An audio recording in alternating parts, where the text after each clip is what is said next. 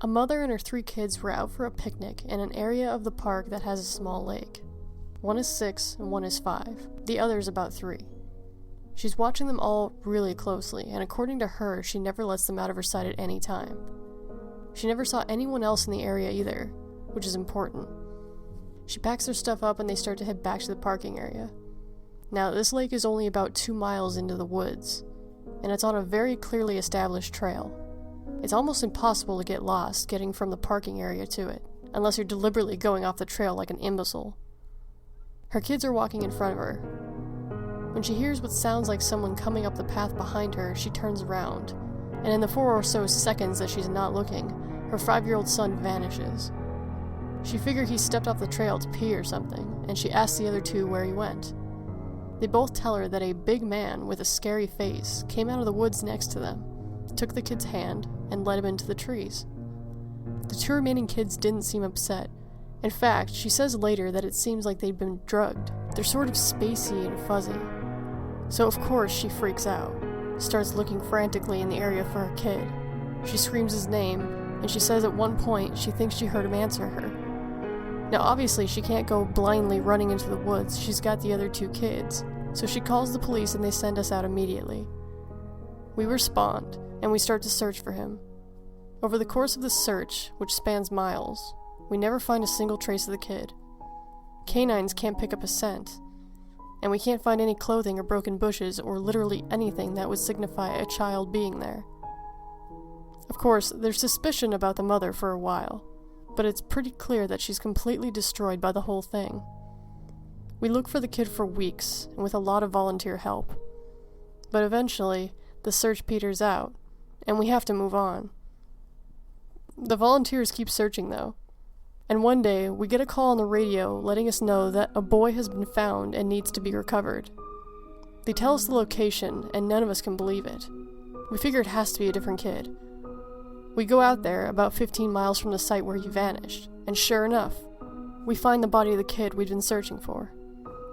I've been trying to figure out how this kid got where he did since we found him, and I've never come up with an answer. A volunteer just happened to be in the area. He figured he might as well look in the places no one else would ever think to on the off chance that the body had been dumped. He comes to the base of a tall, rocky slope, and halfway up, he sees something. He looks through his binoculars and sure enough, it's the body of the little boy, stuffed in a little opening in the rock. He recognizes the color of the kid's shirt, so he knows right away that it's the missing boy. That's when he calls it in, and we're dispatched. It took us about an hour to get the body down, and none of us could believe what we were seeing. Not only was the kid 15 miles from where he'd started, but there's no possible way he could have gotten up there on his own. The slope is treacherous, and it's hard for even us with our climbing gear.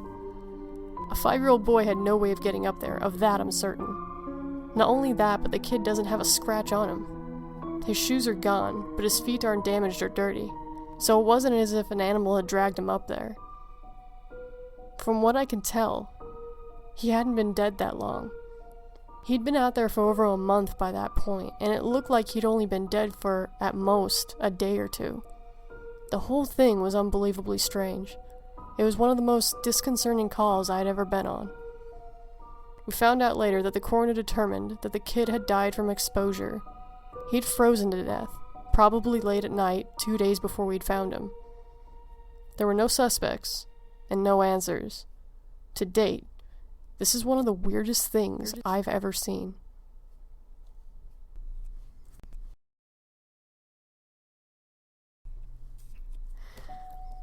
We'd gotten a report that an older woman had fainted along one of the trails and needed assistance getting back to the main area. We hike up to where she's at, and her husband is just beside himself. He runs, well, I guess more jogs, to us, and tells us that he was a little ways off the trail looking at something when his wife suddenly screams behind him. He turns back to her, and she's passed out on the trail. We get her on a backboard, and we're getting her down to the welcome center. She comes to and starts screaming again.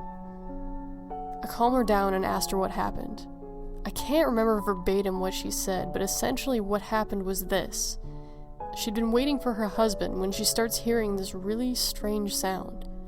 She said it sounded sort of like a cat, but it was off somehow. She couldn't really figure out why. She went a little ahead to try to hear it better, and it sounded like it was coming closer. She said the closer it got, the more uneasy she was, until she finally figured out what was wrong. I do remember the next part, because it was so weird I don't think I could ever forget it if I tried. It wasn't a cat, it was a man, saying the word meow over and over. Just meow, meow, meow. But it wasn't a man, it couldn't have been, because I've never heard a man make his voice buzz like that. I thought my hearing aid was going out, but it wasn't. I adjusted it and it still sounded all buzzy. It was awful. He was coming closer, but I couldn't see him. The closer he got, the more scared I was, and the last thing I remember was a shape coming out of the trees. I guess that's when I fainted. Now, obviously I'm a little perplexed as to why a guy would be coming out of the fucking woods chanting meow meow at people. So once we got down the mountain, I tell my supervisor that I'm gonna go search the area, see if I can find anything. He gives me the go-ahead and I grab a radio and hike back to where she fainted. I don't see anyone, so I keep going about a mile more, and when I get back I go off the trail to see if I can figure out where she saw him coming from. It's almost sunset at this point, and I don't have any desire to check it out again tomorrow. But as I'm heading back, I start to hear something in the distance. I stop, and I call out for anyone in the immediate area to identify themselves. The sound didn't come closer or get louder, but it sounded exactly like a man saying meow, meow, in this really odd monotone. As comical as it sounds, it was almost like that guy on South Park with an electrolarynx, Ned.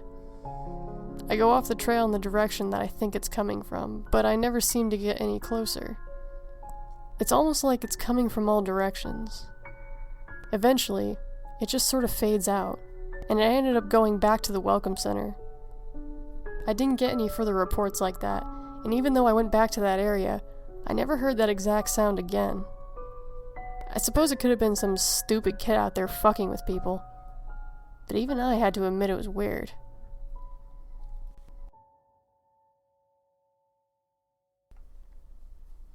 I really don't like talking about this much, but I'll do the best I can to remember it all. As I recall, this took place right at the end of spring. It was a typical lost child call. A 4-year-old girl had wandered away from her family's campsite and had been missing for about 2 hours. Her parents were completely despondent and told us what most parents do. My kid would never wander away. She's so good about staying close. She's never done anything like this before. We assured the parents that we'll do everything we can to find her, and we spread out in the standard search formation. I was partnered with one of my good buddies, and we were sort of casually holding conversation while we hiked. I know it sounds callous, but you do sort of become desensitized when you've done this long enough. It becomes the norm, and I think to a certain extent, you have to learn to desensitize yourself in order to work this job.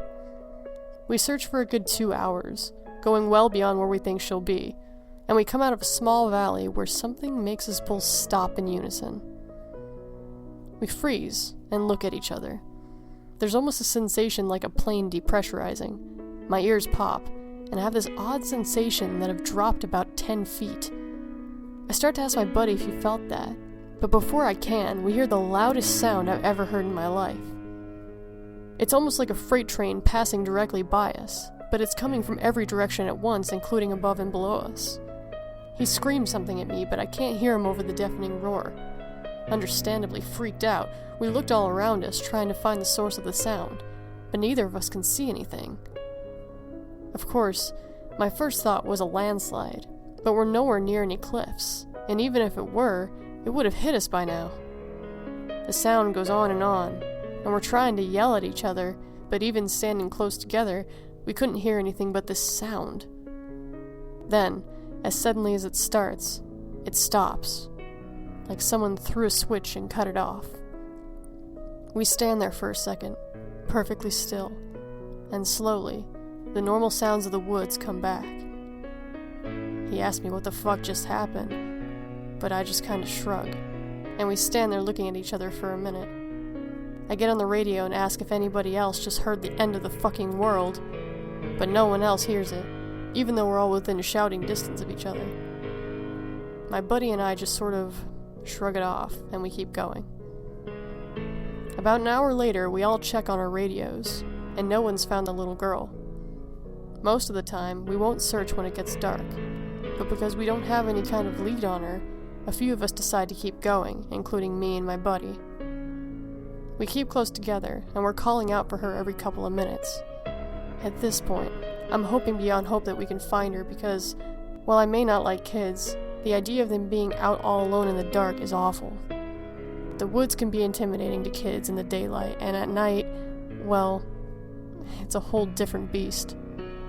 But we're not seeing any signs of her, or getting any responses, and around midnight, we decide to turn around and head back to the rendezvous point. We're about halfway back when my buddy stops and shines the light to the right of us. It's a very thick deadfall, or group of dead trees. I ask him if he's heard a response, but he just tells me to be quiet a second and listen. I do. And in the distance, I can hear what sounds like a kid crying. We both call the girl's name and listen for any kind of response, but it's just this really faint crying. We head in the direction of this deadfall and go around it, calling her name over and over. As we get closer to the crying, I start getting this weird feeling in my gut, and I tell my buddy that something isn't right. He tells me that he feels the same way, but we can't figure out what it is. We stop where we are and call the girl's name again, and at the same time, we both figure it out. The crying is on a loop. It's the same little hitching sob, then wail, then quiet hiccup, repeating, over and over. It's exactly the same every time, and without saying another word, we both take off running. It's the only time I've ever lost my composure like that, but something about it was so incredibly wrong, and neither of us wanted to stay out there anymore. When we got back to the rendezvous point, we asked if anyone else had heard anything strange, but no one else knew what we were talking about. I know it sounds sort of anticlimactic, but that call fucked me up for a long time. As for the little girl, we never found a trace of her. We keep an eye out for her and all the other people who we've never found, but frankly, I doubt we'll ever find anything.